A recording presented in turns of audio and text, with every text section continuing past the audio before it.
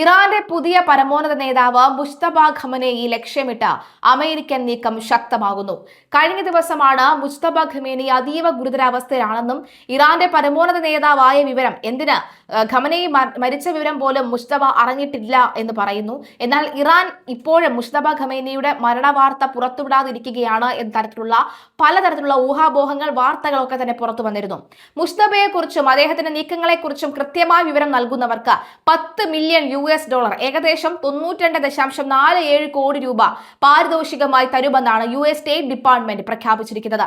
യുഎസിന്റെ reward four justice പട്ടികയിൽ മുജ്തബയ്ക്കൊപ്പം ഇറാന്റെ ആഭ്യന്തരമന്ത്രിയും Islamic Revolutionary guard കോർപ്സിന്റെ ഉന്നത ഉദ്യോഗസ്ഥരും ഇടം പിടിച്ചിട്ടുണ്ട്. അമേരിക്കയും ഇസ്രായേലും സംയുക്തമായി നടത്തിയ ആക്രമണത്തിൽ മുജ്തബ ഖമനേയിക്ക് ഗുരുതരമായി പരിക്കേറ്റെന്നും അദ്ദേഹം ഇപ്പോൾ ഒളിവിലാണെന്നും US പ്രതിരോധ സെക്രട്ടറി പീറ്റ് ഹെഗ്സെത്ത് പെന്റഗണിൽ വെളിപ്പെടുത്തി. ആക്രമണത്തിൽ മുജ്തബയുടെ ശരീരത്തിന് തിരിച്ചറിയാനാകാത്ത വിധം രൂപമാറ്റം സംഭവിച്ചതായും അദ്ദേഹം ചികിത്സയിലാണെന്നുമാണ് US സ്ഥിരീകരിക്കുന്നത്. പിതാവ് അലി ഖമനേയിയുടെ മരണശേഷം അധികാരമേറ്റ മുജ്തബ ജനങ്ങളെ അഭിസംബോധന ചെയ്ത് പുറത്തുവിട്ട ആദ്യ പ്രസ്താവനയിൽ ശബ്ദമോ ദൃശ്യങ്ങളോ ഇല്ലാതിരുന്നത് അദ്ദേഹത്തിന്റെ ഗുരുതരാവസ്ഥയ്ക്ക് തെളിവാണ് എന്നാണ് US ചൂണ്ടിക്കാണിക്കുന്നത്.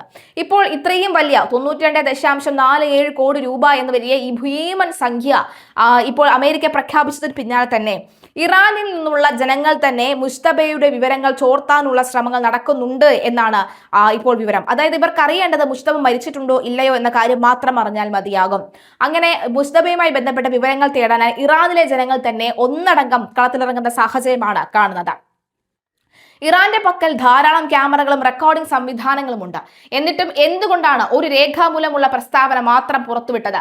അദ്ദേഹം ഭയന്നിരിക്കുകയാണ്, പരിക്കേറ്റിരിക്കുന്നു, ഇപ്പോൾ ഒളിവിലാണെന്നാണ് ഹെഗ്സെത്ത് പരിഹസിച്ചത്. മുജ്തബ നിലവിൽ കോമയിലാണെന്നും ഒരു കാൽ നഷ്ടപ്പെട്ടെന്നും എന്തിനേറെ മുജ്തബ മരിച്ചുവെന്നും ദ സൺ റിപ്പോർട്ട് ചെയ്യുന്നു എന്ന റിപ്പോർട്ടും വരുന്നു.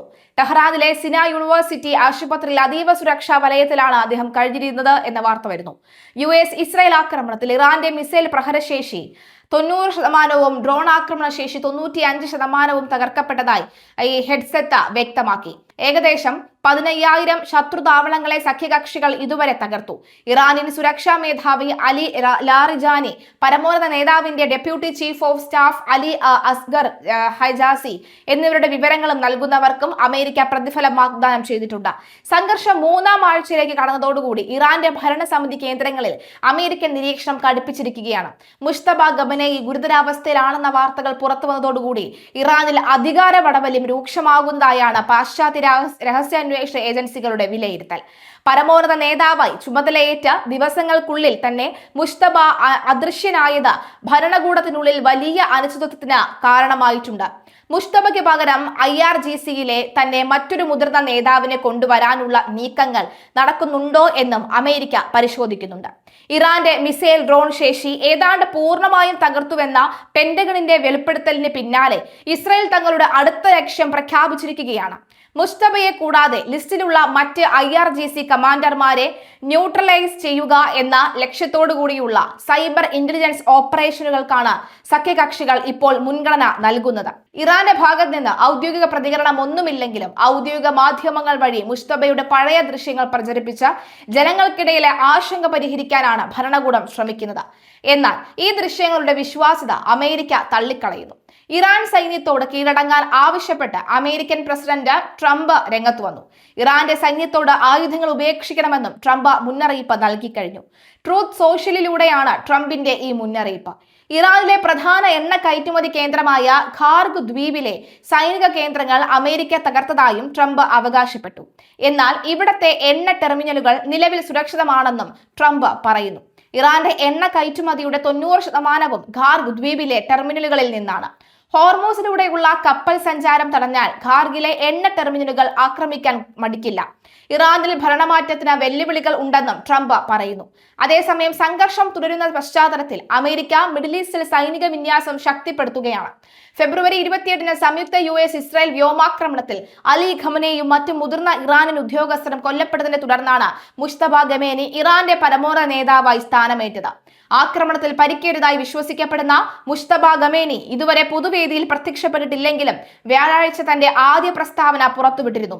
മുജ്തബ ഖമേനി പരിക്കേറ്റ അവസ്ഥയിലാണെന്നും മിക്കവാറും വിരൂപനാക്കപ്പെട്ടിട്ടുണ്ടാകുമെന്നുമാണ് US പ്രതിരോധ സെക്രട്ടറി പീറ്റ് ഹെഗ്സെത്ത് അവകാശപ്പെടുന്നത്.